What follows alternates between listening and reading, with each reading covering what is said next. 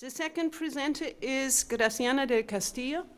She is a former senior research scholar and adjunct professor of economics at Columbia University. We read her recent piece on Afghanistan from the Boston Review in the class. She holds a PhD in economics from Columbia University. Well, thanks very much, and I'm delighted to be here. I have two boys, so when I visited colleges in New England, I didn't have a chance to come to Mount Holyoke, so I'm very happy to be here, and especially to share the panel with two old colleagues and that we worked together 20 years ago on El Salvador, so it's a great pleasure to be here. I wanted today, Judy was saying the problems with definitions, and I think the issue of economic reconstruction is very confusing because, you know, the journalists talk about nation building and the UN talks about peace building and the State Department talks about stabilization and reconstruction and UNDP talks about early recovery. So, I mean, everybody uses different terms for what, for me, it's economic reconstruction. So I'm going to define it first.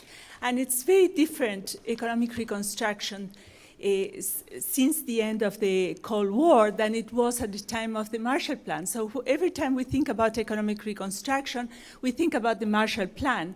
But the period since the end of the Cold War, at the time I was at the UN in the Office of the Secretary General, it was totally different, even from the Gulf War, which was a year earlier. And the difference was that most countries coming out of war since the end of the Cold War were countries that had gone through civil war or some other internal chaos. So these countries were embarking, as war ended, these countries were embarking in a multi-pronged transition. They were doing a security transition. They have to move from violence into some kind of public security. They had to create security forces because the police was militarized. They had to create civilian police forces and a modern army. They also had to go from lawlessness and political exclusion to some kind of participatory government, and they have to promote the rule of law, they had to promote human rights and property rights and gender rights and so forth. And also they had to go through what Judy was calling today the social reconstruction, which means that there was a very large polarization for different reasons. In some countries it was ethnic, in some others sectarian, in some others economic, and in some others ideological. And they had to, you know, these people didn't have the option that at the time of the Second World War, that warring factions, they would, armies would move to their own countries and they didn't have to see each other. Here they had to go back to the same villages and they have to live with each other. So that's what I call national reconciliation, and you know, it was a way of keeping the social cohesion of the communities because otherwise these people could not live together.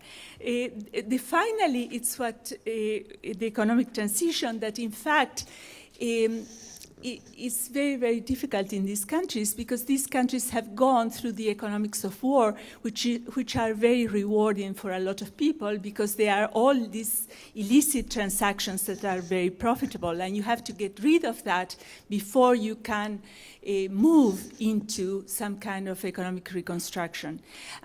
So basically, going through all these.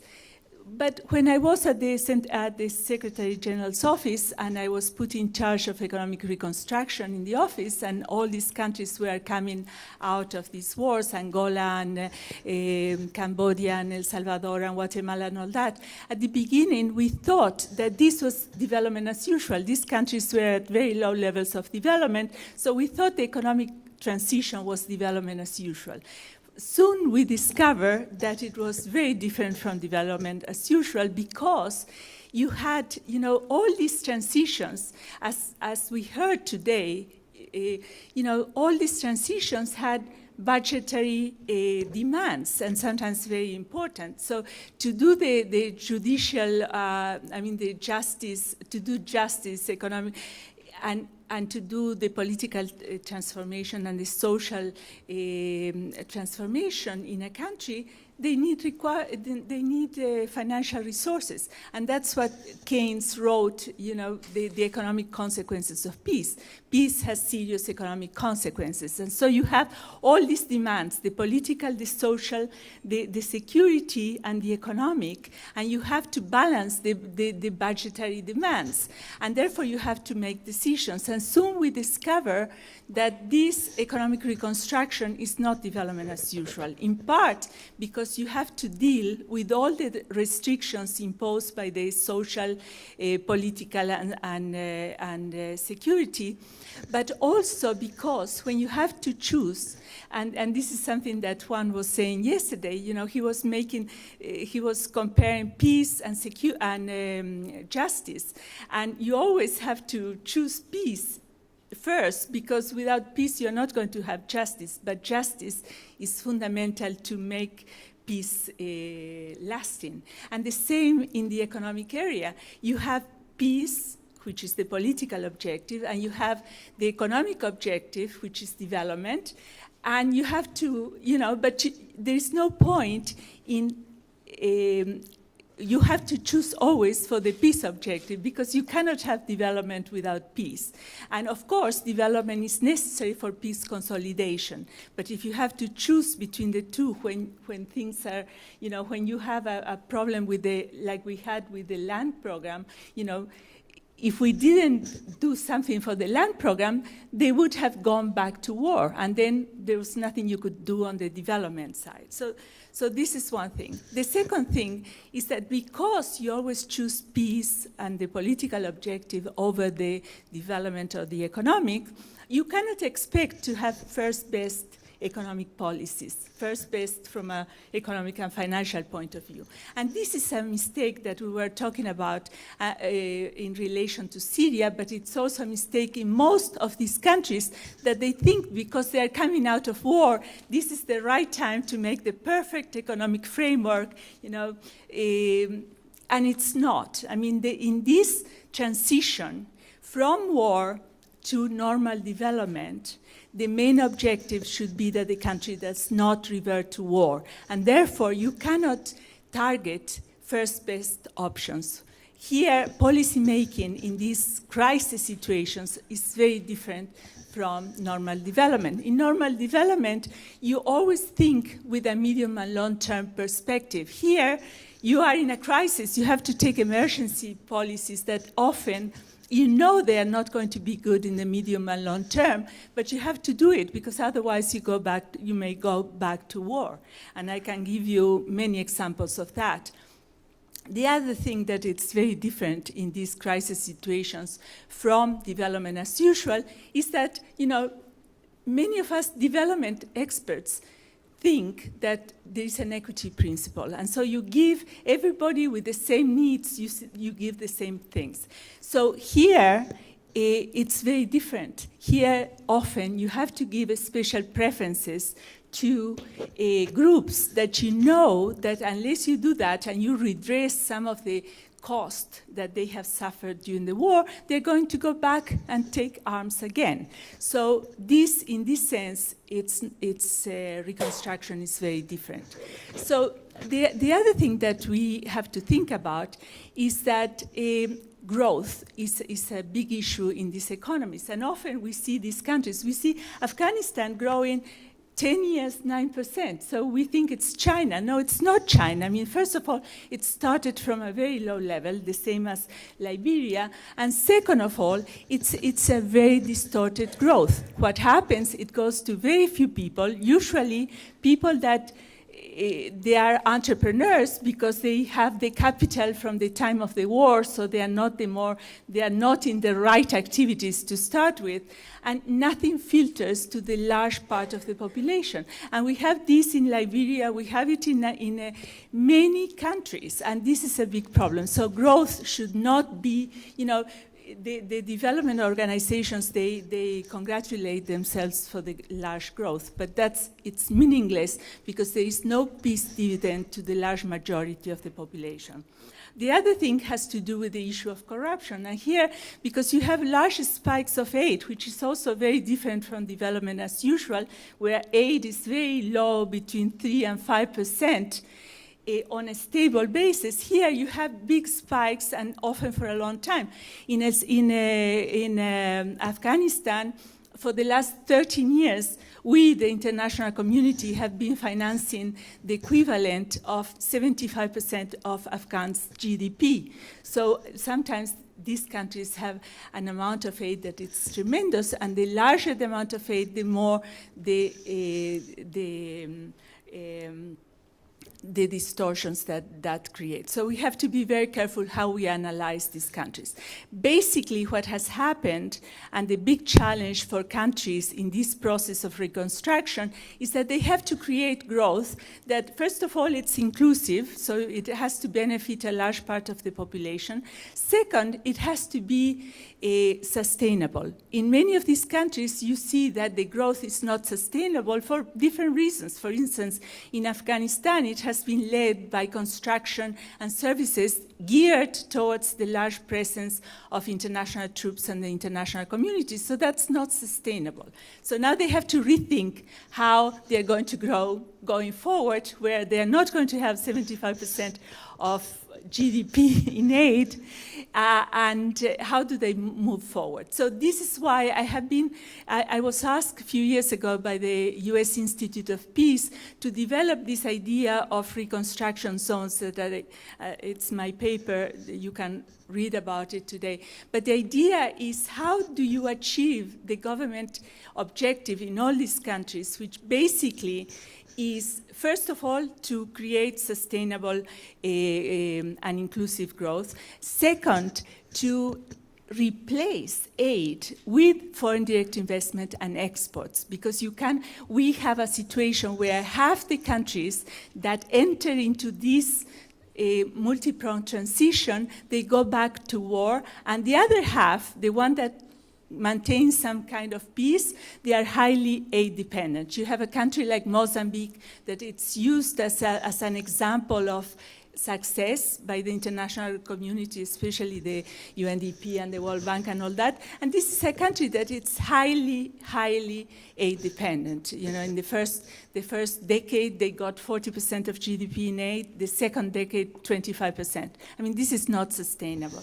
So this is one of the things. The other thing that I recommend these reconstruction zones is that many of these countries have a lot of natural resources, but it's very difficult, first of all, to attract the foreign investors. And when they attract the foreign investors, like Liberia, for instance, a country with a GDP of 1 billion, has signed contracts for 20 billion in concessions. And what is the story? The story is that they give the land either to produce palm oil or whatever, or for mining. Okay, so they give this amount of land. In exchange, they will eventually get tax revenue, and they will get employment, low-skill employment.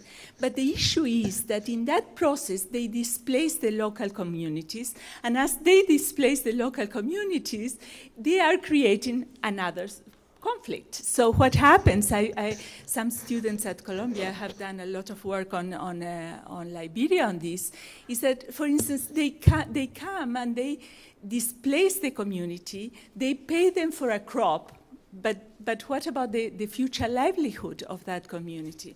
And they do all kinds of disasters like environmental and with the biodiversity and all that. So this is not sustainable.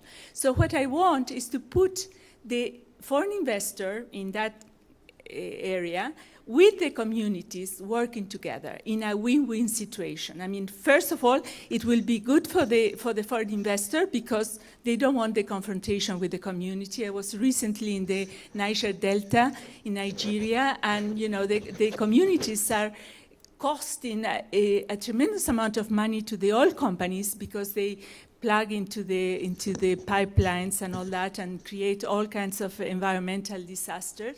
So it's good for the foreign investor to work with the communities, and it's good for the communities because then they can share a lot of things with the people working for the concessions. So this is one way. And the idea is that in many of these countries, you have the foreign investors working as enclaves. So in Liberia, it's the concessions, but in Haiti, for instance, it's the export processing zone. So you have, the US has given amazing privileges for exports from Haiti, but who is taking advantage of that? The Koreans that have the factories there. And you know, it's fine, I mean, I have nothing against it. They are creating some employment, but it's bad quality employment, very low pay, very bad conditions and all that. So what I'm saying is that if you set up these win-win situations between communities and investors, which is key in countries coming out of war that want to attract foreign investment and replace the large dependency on aid, you have to create a legal framework that gives something to the foreign investors in exchange for something else. So basically what you have to do is say, well, you know, you have tax privileges or you have entry into the developed market economies and all that for your goods. In exchange, you have to create certain amount of employment. You have to create training for your employees. You have to create links to the local universities. You know, you have to create links to the local suppliers so that you can transfer technology and improve standards and so forth. I'm saying you should negotiate as a government with the foreign investors in such a way that you get something in return, because there's no point in giving all this amount of land that you give them, you know, in exchange for nothing. So basically, this is why I think we were discussing earlier the problem in Afghanistan, and I just have my book on Afghanistan will come out next month, hopefully. And basically there, I analyze, you know, I look forward after, I look after what they call the transformation decade, which is 2015 to 25. And, you know, the idea is that this country is going to become self-sufficient by then. But what happens is that if things continue the way they are going to have a deficit of 20%, who nobody knows how they're going to finance. So I want to finish here, but I want to leave you with the thought that we've been in this business for 20 years, the three of us at least, working on these countries coming out of these situations. And we keep on doing the same, hoping to have different results. And I think we have to revise the way we are helping these countries, because as James said, you know, it's not working. And aid, in most cases, has been a problem more than a solution. Thank you.